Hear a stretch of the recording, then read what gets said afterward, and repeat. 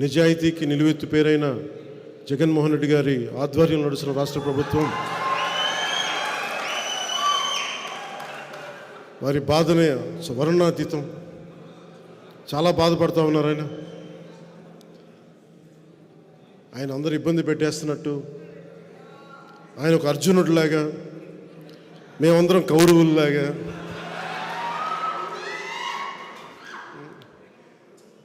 ప్రజలే గాంధీవని, ప్రజల ఆయుధాలని, ప్రజలే శ్రీకృష్ణుడు, ఇట్లా కూర్చోబెట్టి మాట్లాడుతున్నా చాలా ఆశ్చర్యంగా ఉంటుంది.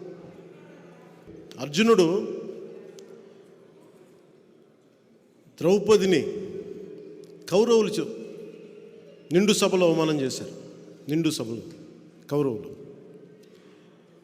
అర్జునుడు తనకి ఆడపడుచులను ఎప్పుడు రక్షించాడు, కానీ ఎప్పుడు తోలనాడలేదు.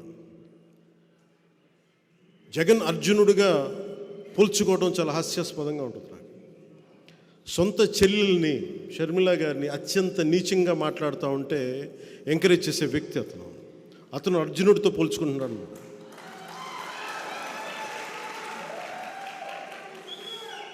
ఇలాంటి వ్యక్తి అర్జునుడితో పోల్చుకుంటా ఉన్నాడు. ఎవరు కౌరవులు ఎవరు అర్జునులు ఆ స్థాయికి నేను మహాభారతం మాట్లాడలేదు. ఇది కలియుగం. ఇది కలియుగం. మొదటి పాదం రెండో పాదం నాకు తెలియదు, కానీ మనం ఎవరం కూడా శ్రీకృష్ణుడితోటి అర్జునుడితోటి కౌరవులతోటి పోల్చుకోవద్దు. మీరు జగన్, మీది వైసీపీ, మేము పవన్ కళ్యాణ్, మా జనసేన. షర్మిల గారు మీ ఇద్దరూ కలిసి ఇవాళ అర్జునుడు అంటే తప్పు మాట్లాడే పరిస్థితులు ఉంటే 100కి 100% చెప్తున్నాం. ఇది కలియుగం. భారతంలో ఏ రకంగా అయితే ఉందో ఇవాళ భారత రామాయణాలని పిల్లలకి ఎందుకు బోధిస్తారు? ఎందుకంటే దాంట్లో మంచిని చూసి మోటివేట్ అవ్వమని చెప్పాను. ఖచ్చితంగా నేడు కలియుగం. ఇది ఈ కలియుగంలో కూడా ఈ మీలాంటి చంద్రబాబు నాయుడు, లోకేష్, పవన్ కళ్యాణ్, కాంగ్రెస్ పార్టీ, సోనియా గాంధీ, అలాగే సిపిఐ పార్టీ, అలాగే ఇట్లాంటి జగన్మోహన్ రెడ్డి గారిని వ్యతిరేకించేటువంటి శక్తులన్నీ కూడా